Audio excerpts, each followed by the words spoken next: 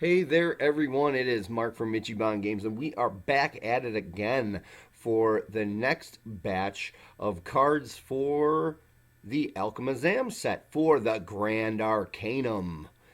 Once again, we have our disclaimer where this video is made for teaching purposes only and in the future will be updated. This game is in the alpha stage and all information is subject to change. All the art you see is proxy and placeholder. Some art I own the rights to and is original by those artists, but some I don't own, which once again, this is only used for placeholder and teaching purposes. All art credit goes to all the artists involved. So, the first card that we have is Glaring Cockatrice, which is a common card that is a creature, beast, bird, lizard, earth, which is 3 attack, 3 defense, and 0 special defense.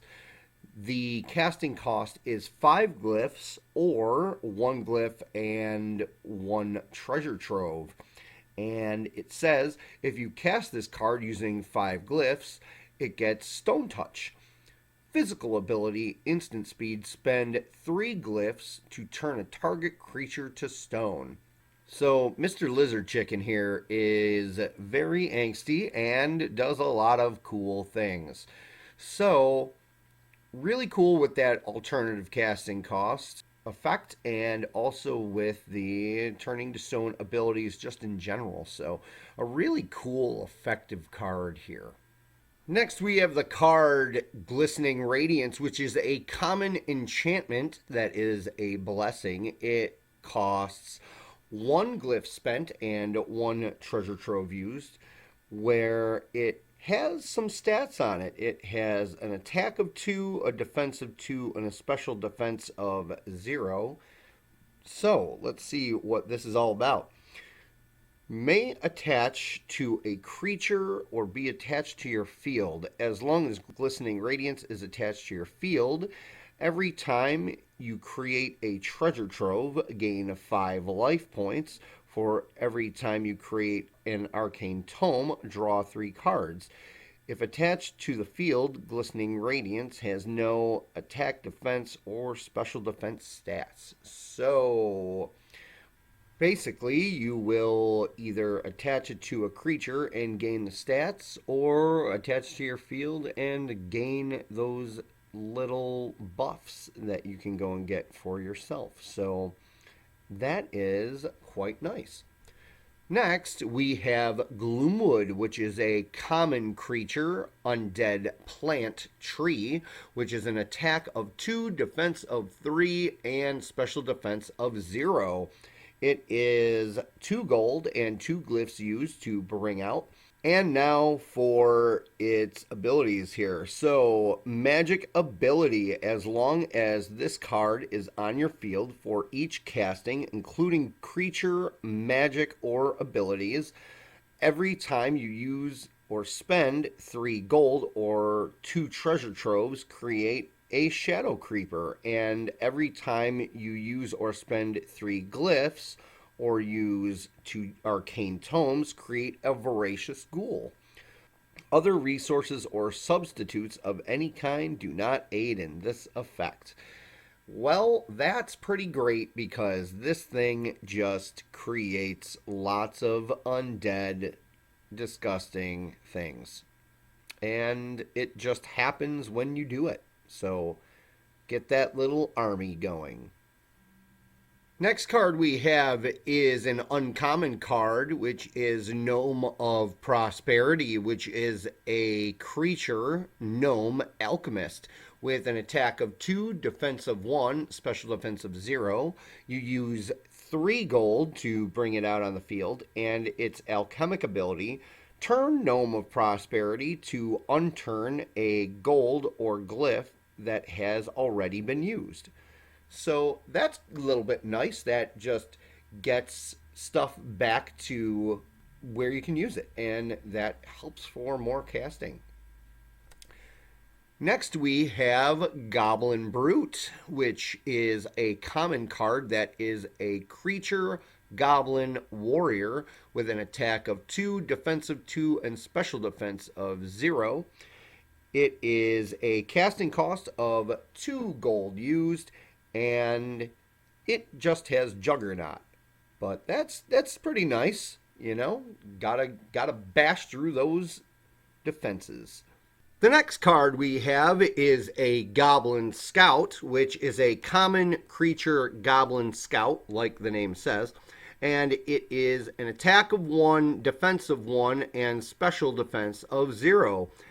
It is a casting cost of 1 used gold, and when this card enters the field, peek at the top card of your deck. You may keep this card on top of your deck or put it on the bottom.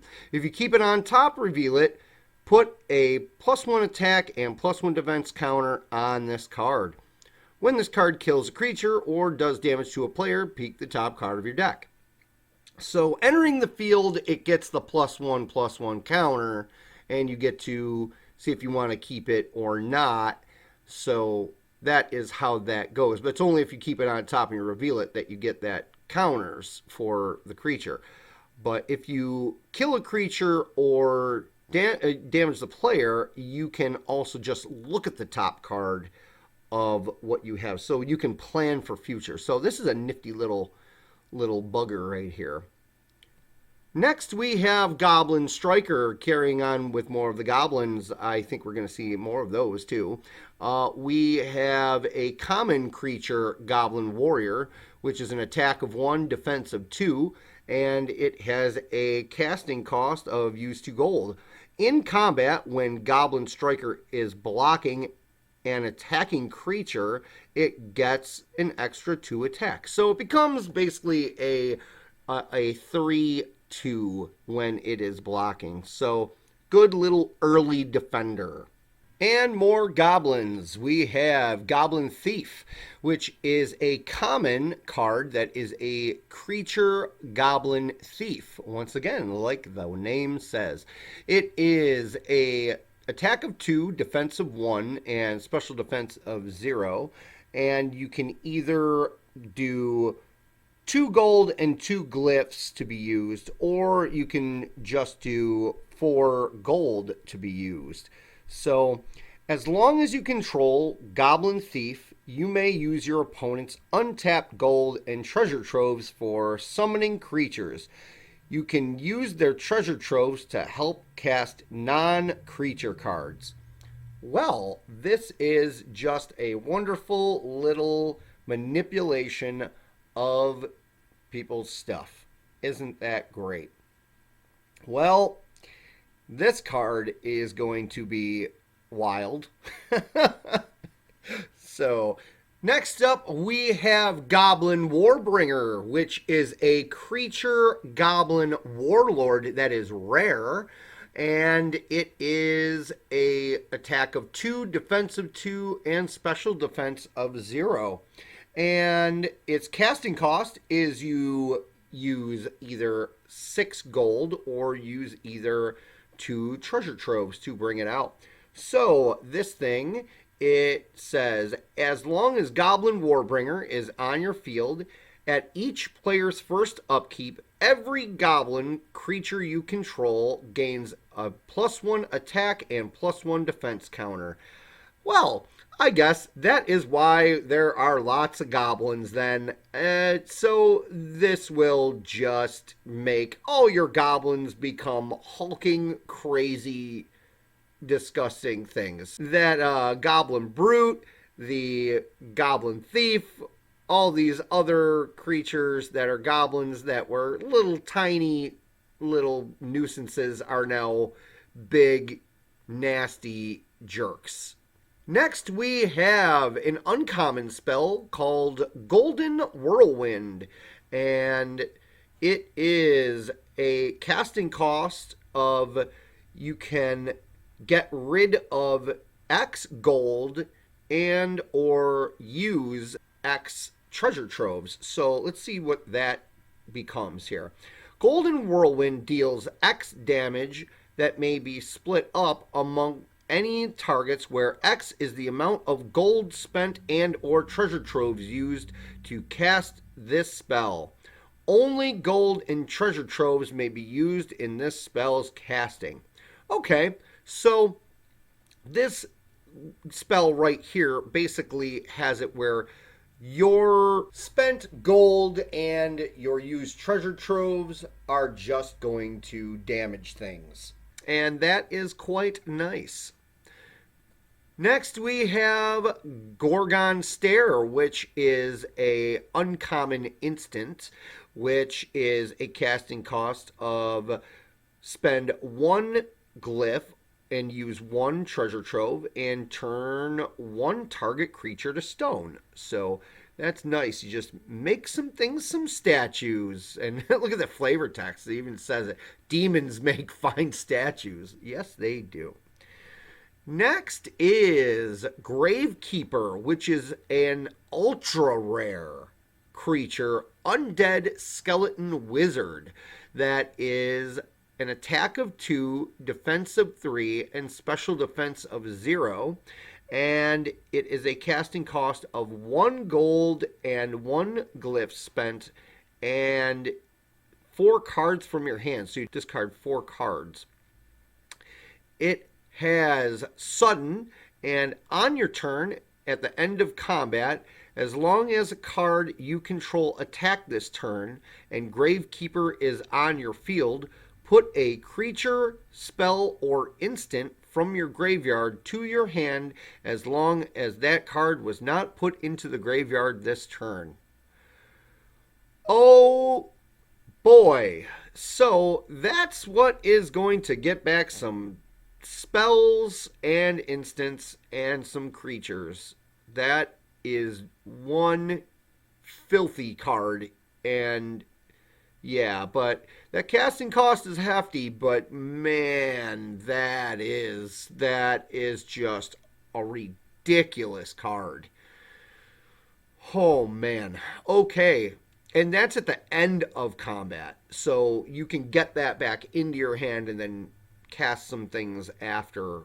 So yeah, that's a wicked card right there. Next we have Harpy Pillager, which is a common creature beast Harpy Thief. It has an attack of 2, a defense of 2, special defense of 0. Its casting cost is 2 gold and 2 glyphs that are used and can only be summoned by these ingredients. So it can only be with gold and glyphs, no treasure troves, arcane tomes, and such. It has a steal limit of 2, so it can steal up to 2 things, and it is empowered by flight. When this card deals damage to a player, steal 1 glyph from that player. So Miss Nasty Bird here is going to grab your stuff and keep it. And just use it when you wish. So there's that. Great card. And it flies, so watch out for that. Next we have Heavy Armor Protector, which is a common card that is a creature giant human knight. So it is a 4 attack, 7 defense, 0 special defense.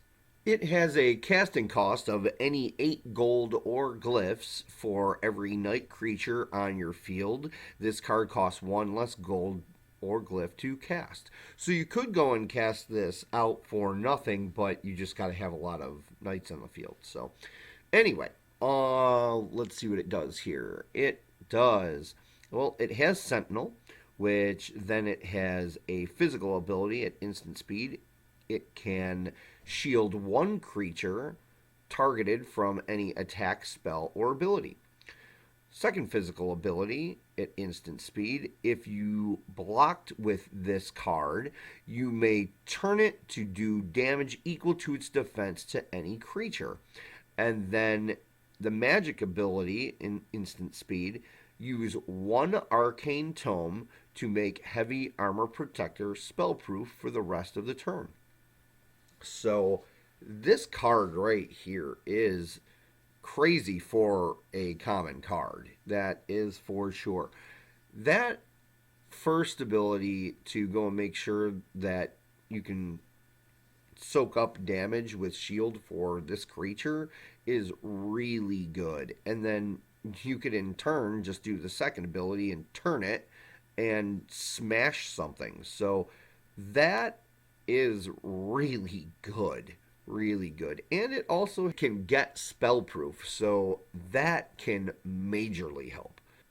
The next card is Homunculus Apprentice, which is an ultra rare card, which is a creature homunculus alchemist wizard, which is a attack of 5, a defense of 5, and a special defense of 0. Its casting cost is 1 treasure trove and 1 arcane tome used, and either sacrifice 2 creatures or 5 life points. So, what does this do? Homunculus Apprentice cannot be charmed. Homunculus Apprentice has traits of a creature and a player. When it enters the field, it creates its own playfield, which follows the rules for multiple playfields. Minus its own deck. Create 2 of any 1 gold or glyph for its starting tableau, and draw 3 cards for its starting hand. When it draws cards, it draws from your deck. Homunculus Apprentice cannot fight in its own combat phase. If it is incapacitated, any action a player would get doesn't happen. Okay, this card's nuts. This card is crazy. This card is ludicrous. Oh boy. All right, so what this does is you are going to basically create a second play field on your play field. It might sound like it's complicated. It's really not, but it's definitely interesting. If you have any questions about that, go and see the rule set that is marked Alchemazam tutorial, and it would be part 4 of 4 at the very end. So check that out if you have any questions on the second playfield stuff. But anyway, with that being said, this card will create a second playfield. It does its own things. Now, it can't go and be in its own combat, but it has its own combat phase, which this can also help in casting creatures for you and itself and all that. This thing is going to aid in a lot of stuff. And also, if this thing it does have weaknesses, so that is a thing that, if it gets turned to stone or whatever, it doesn't generate anything, it can't do anything, and nothing be cast from it. So it is essentially like a second player. It has its own combat phase, which is a very strong thing because you could pretty much attack twice there. The only way to sum up this card is ridiculous and good times. Next, we have Howls of Battle, which is an uncommon spell that is a spending cost of 2 gold and 2 glyphs. Search your deck for up to 3 creature cards in your deck, and that cost up to any 2 gold, glyphs, or life points, and put them on your field without paying their casting cost. You cannot bring out creatures that have a casting cost of X or have stats of star or plus, or attack and or defense of 3 or higher.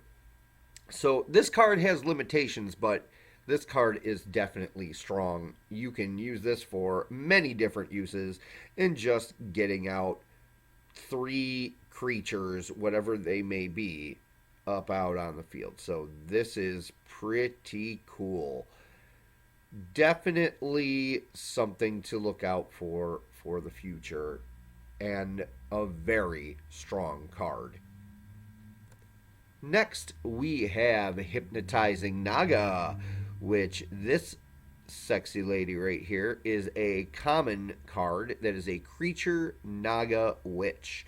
It is an attack of 2, defense of 2, and special defense of 0. Its casting cost is you use 1 Arcane Tome, and the magic ability it has is Spell Speed, which spend 3 gold and turn this card to charm 2 target creatures to fight each other. So this card will just make things fight, and that's pretty awesome. You can charm creatures on their field, creatures on your field. That's super effective, super good. Next up, we have a common card called Ice Fiend, which is a creature demon fiend of the water faction. It is an attack of 2, defense of 2, and special defense of 0. It has a casting cost of 3 gold to use, and when Ice Fiend enters the field, create 1 spiked ice wall with status of 0 attack, 3 defense, and 0 special defense. Physical ability, spell speed, spend 2 gold to create 1 spiked ice wall with the status of 0 attack, 3 defense, and 0 special defense. Throw ability, spell speed, spend 2 gold to turn Ice Fiend to throw any target creature plus 3 or above Ice Fiend's defense or throwable target object. Throw damage is 2 and hit damage is 2. Okay, so let's break this down here. So when it comes in, it's going to create a spiked ice wall. Spiked ice walls we'll learn more in the future. And this thing can create spiked ice walls. So there is that. Next, this thing is going to throw some stuff. So it's going to throw things. It's going to damage it by doing that. It's going to be damaging whatever it hits. So, yeah. And when that occurs, also, it can go and pick up stuff that is bigger than itself. It can actually pick up creatures on an opponent field, which is quite wild for doing so. So this is a pretty cool card right here. Next, we have Idol of the Demon Lord, which is a rare card that is a creature, relic, demon, golem idol in the Dark faction. It is an attack of 4, defense of 4, and special defense of 0. And it has a casting cost of using 2 glyphs and 1 arcane tome. The thing that it does is when Idol of the Demon Lord is destroyed, create 3 Vengeful Imps. So we will know more about those in the future. And there is some lore on this text. And it says, filling the arena, screams of joy become screams of terror. Oh, how things unfold. Next up, we have the card Illuminating Shaman, which is a common card that is a creature, human, shaman healer of the Light faction. It is an attack of 1, defense of 2, and special defense of 1, and it is a casting cost of use 1 glyph. Ability, spell speed. Turn this card to negate a curse by 1 or by 3 if you sacrifice a relic, item, or equipment. And ability instant speed, spend X gold or glyphs and turn this card to remove X poison and gain double X life. Well, that's quite nice because if you can go and get rid of poison, you can get at least some life back that was knocked on you, and then when it comes to curses, you can get rid of those too. So this is very, very, very helpful in many certain different situations. The next card we have is Imminent Collapse, which is an uncommon instant card that has a casting cost of spend 3 glyphs and use 1 arcane tome. And this is what it does. For the amount of damage that you take from one opponent's source, that opponent must discard that many cards from the top of their deck and or hand to the graveyard. If cards were discarded from their hand, they draw back up to half that many cards rounded up. So with this card, you can basically make them go through their deck very strongly to where they might not be able to go and get any more cards into their hand because everything will be either in their hand or in their graveyard. So this can strategically be an extremely good card, and if you pair this up with any kind of absorb, it still happens the way that it would function. And a few other different little quirks about this card. So this could actually be very, very rough if things were to go a certain way for a player.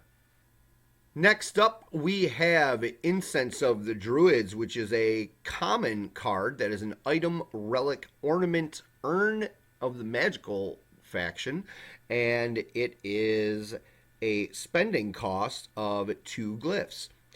At your first upkeep, this card gets a power counter. Magic ability, spell speed. Spend 2 power counters to create an Onyx. Magic ability, spell speed. Spend this card and an arcane tome to make a target opponent discard a card. Well, this is a nice little card because you can go and get some Onyx and you can go and make a player just shoot cards out of their hand. So, wonderful, good little disruption card right there. Next, we have a common spell that is called Judgment Strike, and the casting cost is 4 life points. So, what does it do? Deal 2 damage to a target creature.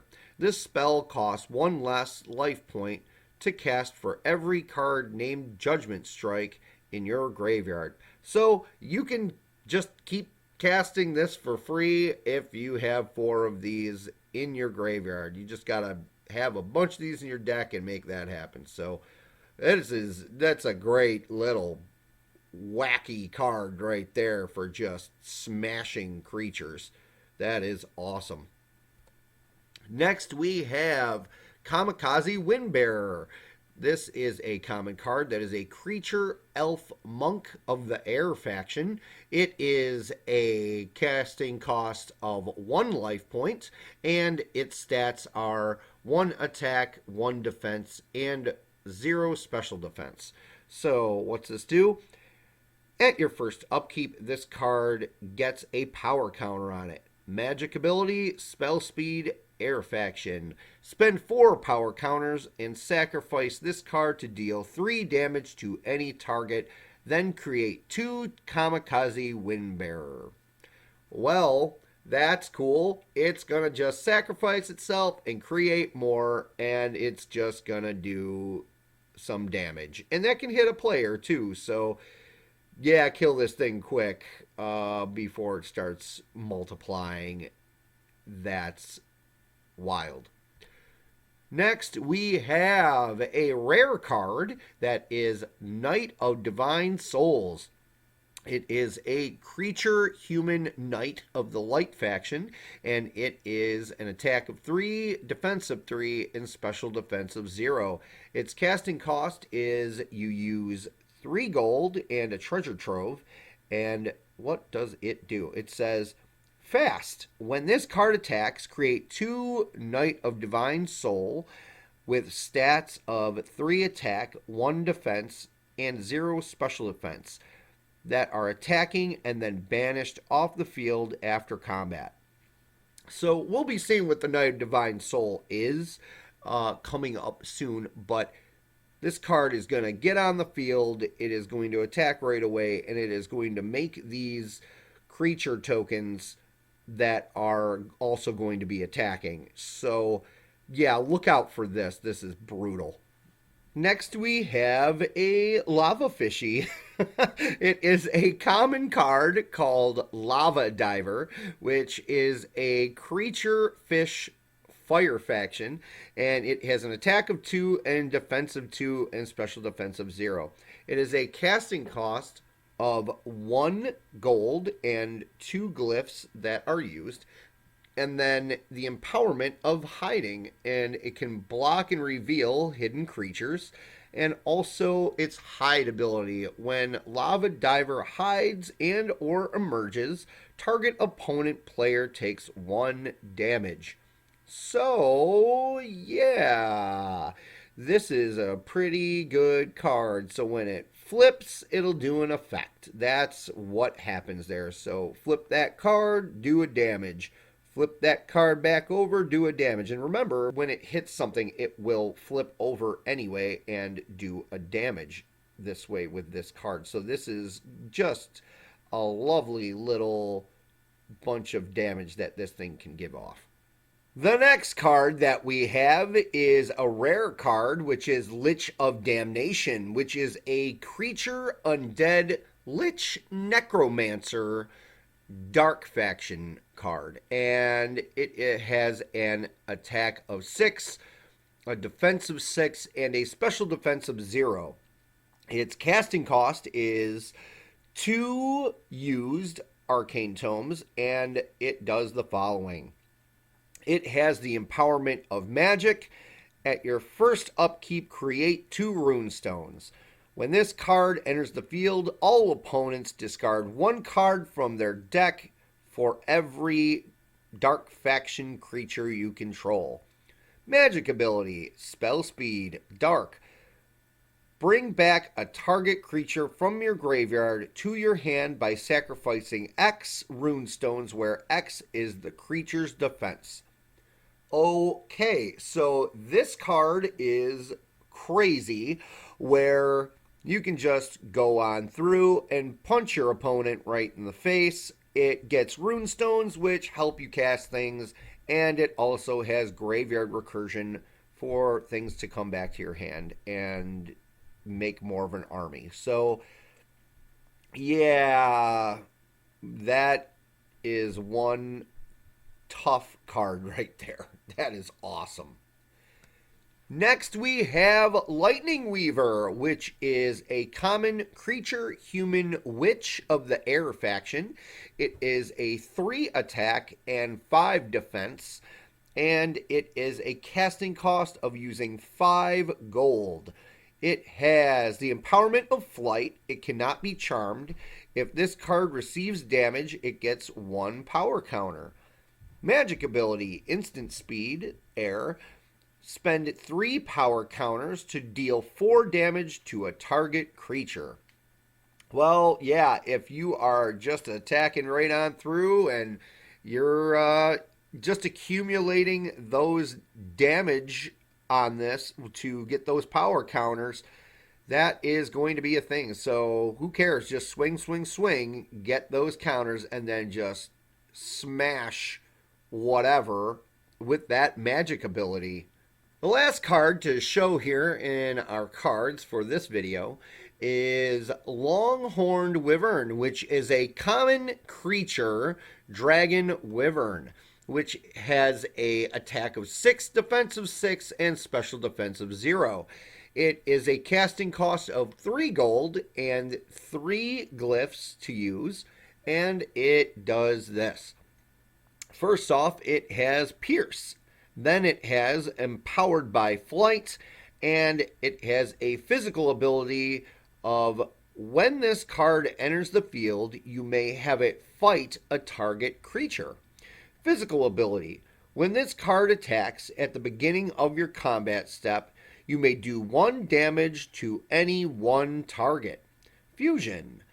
Fuse with 2 more dragon creatures to have them become a draconic hydra.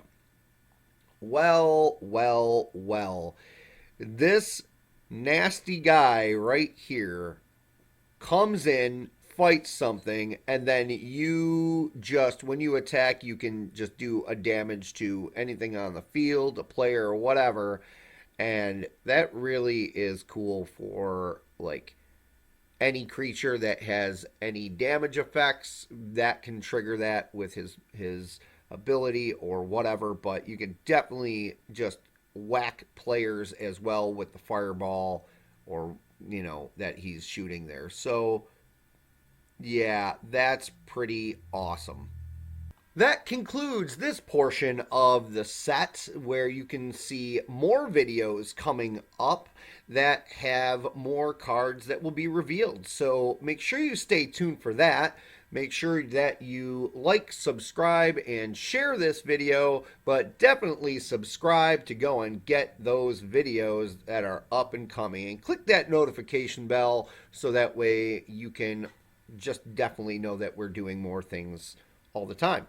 So remember, you can go and check out the game rules and card database on the Google Drive. You can play the game on untap.in and Tabletop Simulator. Remember, it is free to sign up on untap.in. And also, if you join the Discord, you will be able to find others to play with. There's a great community there, and we can definitely have a lot of people playing this game and other games we make as well. Remember to go to the Ichiban Games webpage to find more things as well. So thanks, guys, and have a good one.